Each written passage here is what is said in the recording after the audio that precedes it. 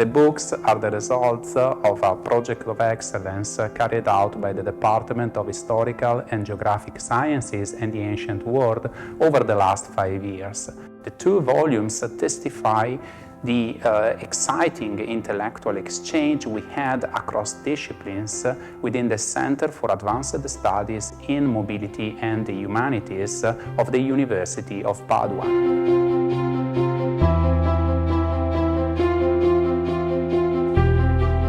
Through a series of short chapters written by specialists of different disciplines like history, geography, anthropology, and philology, this collection gives the sense of how mobilities are employed, and should be even more so, as an inclusive and elastic concept that allows for the emergence of new and unexpected research trajectories, thus positioning the concept of mobilities as a powerful catalyst for inventive insights and claims.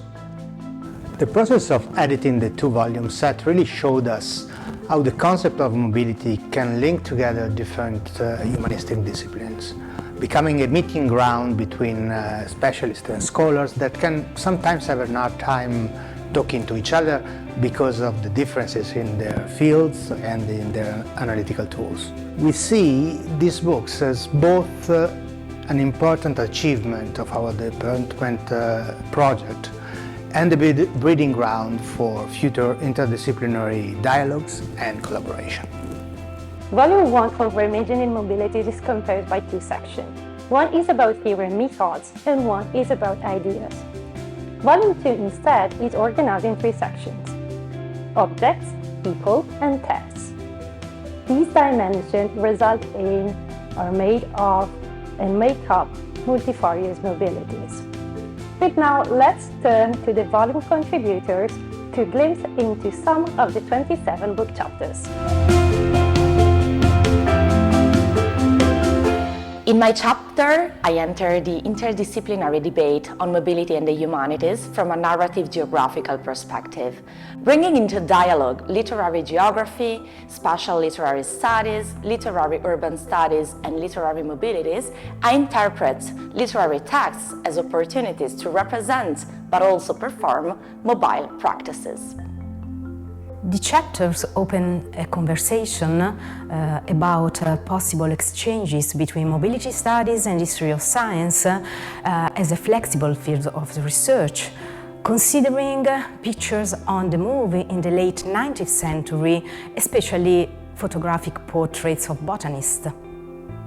Museum objects disclose unexpected narratives when questioned from the point of view of mobility. In our chapter, we follow the trajectories traced by their provenance, their material components, their use, their change of meaning, and their digital alter egos. The Greek Tyrannos and the Roman dictator can be studied as historical object in the category of the mobility in ideas. More specifically, Roman dictatorship in its final history with Sulla and Caesar constitutes a case of creative renewal of this institution, at the same time exhausting the possibilities of moving within the republican rules of the city-state. My essay shows the importance of evidence about intelligence operations for the study of religious mobility. The historiography of religious mobility in 16th century Europe would benefit greatly from a change in perspective because religious exiles moved around a lot, very often not on account of their theology and their theological preoccupations, but rather because they were involved in intelligence operations. Critical humanist readings have often complained of the ontological fixity expressed by maps, mostly considered the quintessence of immobility.